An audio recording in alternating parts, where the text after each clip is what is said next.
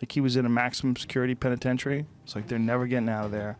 Every day you're just dealing with horrible people in terrible circumstances, and they know that you get to leave. They know you get to leave. One of the most feared crime bosses, James Whitey Bulger, was found beaten to death with a padlock and a sock, just one day after being moved to a new prison. And Jaime Money Sign Suede Valdez was only 22 when he was stabbed to death inside a California prison. But that's nothing compared to what happened to Michael Garrett. So here are times when some of the most dangerous gangsters didn't make it out alive. James Whitey Bulger. James Bulger was born on September 3, 1929, in Boston. He became a well-known crime boss in the U.S., especially in Boston. He started his criminal life early, joining a gang called the Shamrocks. At first, he stole cars and robbed banks. He later became involved in big crimes like gambling, drug dealing, and murder. He went to Alcatraz for robbery and hijacking. But what made Bulger special was his link with the FBI. One FBI agent helped him stay out of trouble in exchange for information about other criminals. Bulger killed many people, including women and rivals. He even tortured a man for hours and then killed him with a machine gun. He helped send weapons to Northern Ireland. In 1995, when he heard the FBI was after him, he ran away and stayed hidden for 16 years. He was caught in 2011 in California. His girlfriend was with him. In 2013, he was found guilty of several crimes, including 11 murders. The government had to pay more than $20 million to his victims. He told me a story about how he had to fight off these guys with a broomstick in jail, and how he's beating these guys to death with a broomstick. There's a horrible story about him being forced to mop up something in a bathroom, and these guys cornered him, and he's just fucking attacking them with this broomstick, and about how he got extra time for that. I forget what he went to jail for. I assume it was probably drug-related. I don't remember what it was, but I remember just being so nervous about being connected to people like that. Like in 2018, Bulger was moved to Hazleton Prison in West Virginia. Just one day later, he was found dead in his cell at age 89. He was beaten with a padlock inside a sock. Jaime Money Sign Suede Valdez. So yeah, man, this your boy Lil Shark, and the word about Money Sign Suede over here in LA and Cali. The word is, man, that he was being extorted by a prison gang, man. Jaime Valdez was a young rapper from Los Angeles. He was caught with guns and sentenced to 2 years and 8 months. Later, another gun charge added more prison time. By then, he was serving a total sentence of 32 months. He was sent to a state prison in California. On April 25, 2023, officers couldn't find him during a regular check. They searched and found him in another part of the building, badly hurt. He was taken to the prison clinic, but he died there. The lawyer said he was stabbed. He was only 22 years old. No one knows exactly why he was killed. Michael Mosa Torres. Michael Torres, known as Mosa, was a powerful gang leader in the LA County jail system. He joined the Mexican Mafia in 1994 and became a tax collector in the San Fernando Valley. His job was to collect money from gangs selling drugs. Torres was first arrested for manslaughter and served 16 years in prison. After release, he quickly climbed the ranks in the prison gang world. In 2003, he killed a man named David Mendoza during a disagreement over gang loyalty. His group also kidnapped and beat another gang member. Torres became known for running things from inside prison. He even used illegal cell phones to manage gang money and taxes on drug deals. He ran this like a business, even investing in legal businesses outside. He was later caught and found guilty of attempted murder. But that didn't slow him down. From jail, he still controlled many drug operations in LA and surrounding areas. In 2019, he was charged with working with another gang to traffic heroin. On July 6, 2023, Torres was stabbed to death in prison by 2 inmates. Some believe he was targeted because of his power and the enemies he made over the years. Gerald Scarpelli. Gerald Scarpelli was arrested 18 times before 1965. That year, he got probation for armed robbery. Even though he wanted to run real businesses like a boutique or car shop, his criminal record stopped him. He later joined a gang and became a big loan shark. He helped run illegal gambling in Southwest Chicago. In 1980, Gerald and 3 others killed William and Charlotte Dober. William was once a trusted mobster, but had lost support from the top bosses. Gerald helped track them down and shot them with a shotgun and a carbine. In 1988, Gerald got caught again, this time for a robbery. Faced with secret tapes that proved he planned murders, he agreed to work with the police. But on May 2, 1989, 2 days before his court hearing, he took his own life in a prison shower. Peter Gotti. Peter Gotti was born on February 9, 1939, in Brooklyn, New York. He was the older brother of John Gotti, one of the most famous mafia leaders in American history. Peter followed John's path and became involved in the Gambino crime family. After John went to prison in 1992 for serious crimes, Peter started taking on more leadership. In the early 2000s, Peter got into legal trouble. In 2003, he was charged with extortion, money laundering, and loan sharking. He was found guilty in 2004 and sentenced to a long time in prison. He tried to get out early in 2011 because of poor health, but the court denied his request. New tonight, mob boss Peter Gotti has died in prison. The 81-year-old was once the head of the Gambino crime family. Prosecutors said he was a successor to his younger brother, John. Peter Gotti was convicted on racketeering and other charges in 2003 and had been serving a 25-year sentence in North Carolina. Gotti died of natural causes. Even though Peter didn't become as famous as his brother, he was a powerful figure in organized crime. He was 81 years old when he died on February 25th. 2021, at the Federal Correctional Complex in Butner, North Carolina. He died of natural causes.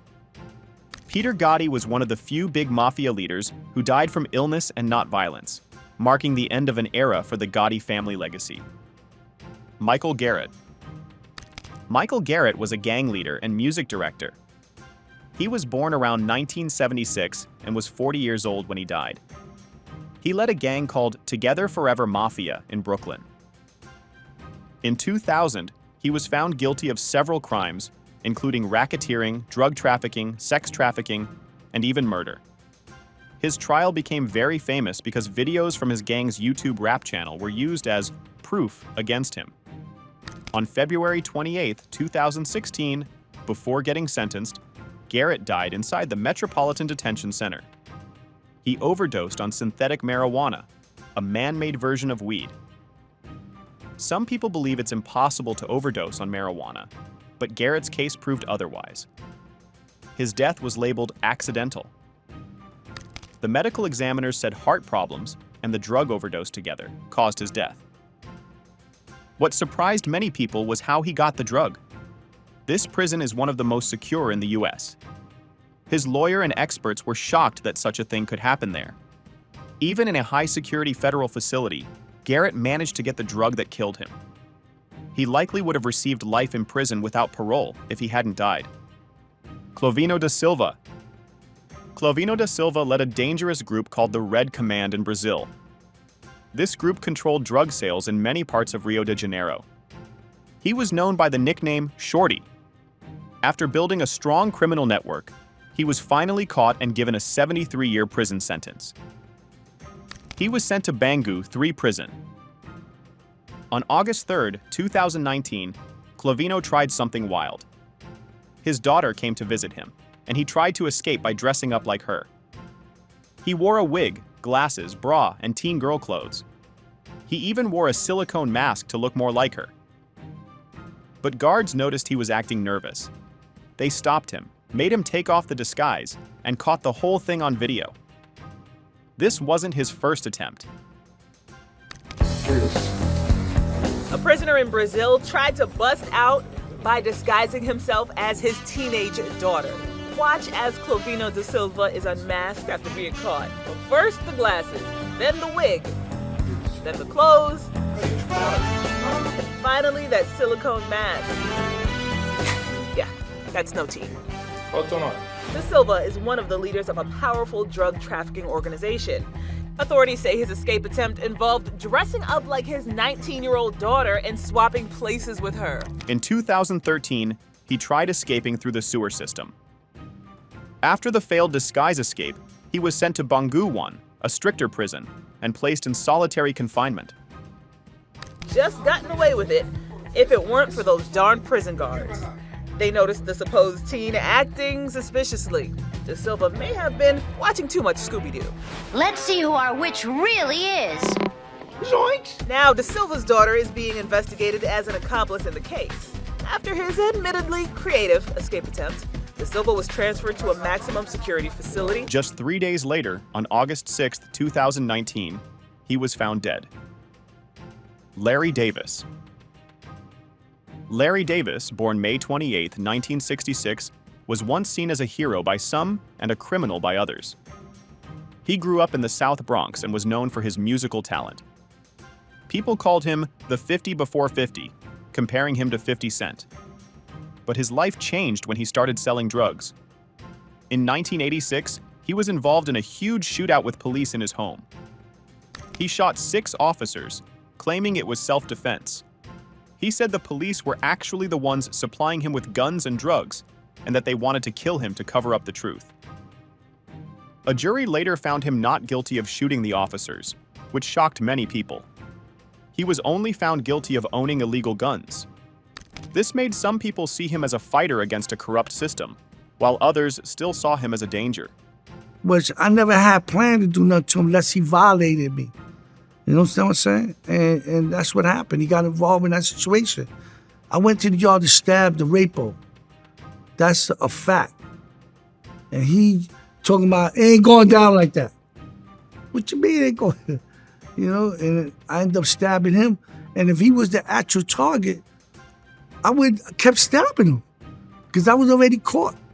I don't try to get away. You know what I'm saying? In 1991, he was convicted for killing a drug dealer in 1986 and got 25 years to life.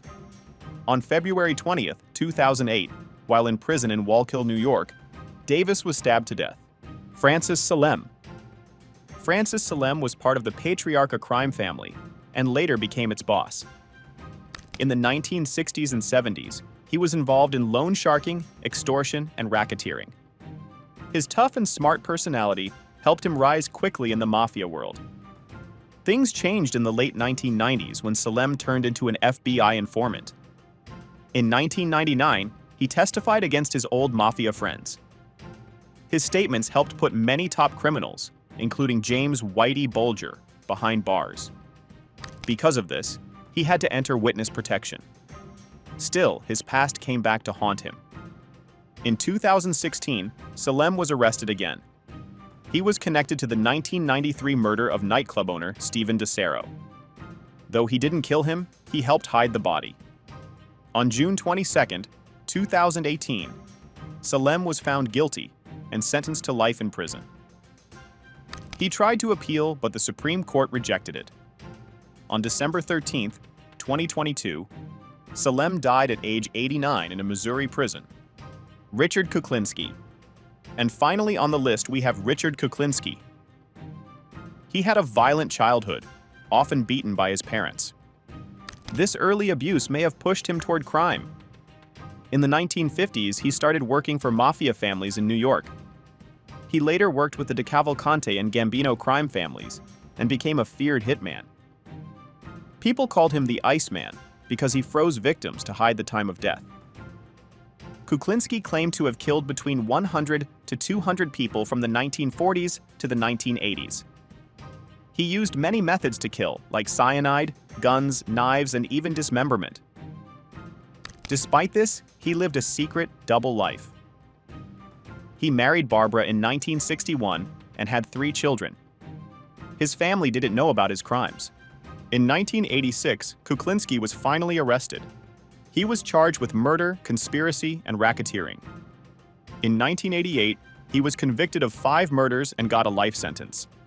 While in prison, he was diagnosed with Kawasaki disease in 2005. Though he asked doctors to save him if he had heart failure, his wife had signed a do not resuscitate form. The Iceman. He figured out at one point that pulling a trigger was not the best way to kill people. He started to use poison and different types of dust, poisonous dust and everything else like that. But all the murders that you were involved with was essentially shootings? Yeah. Well, let me tell you something about the Iceman. And that's one of the things I'm working on. He is a fake. Okay. He killed a couple of people for bullshit. Bullshit money. On March 5th, 2006, he died at age 70 in a New Jersey prison. Some believe his wife's decision may have ended his life. As always, don't forget to comment down your thoughts on these deaths. And while you're down there, make sure to hit that subscribe button for more future content.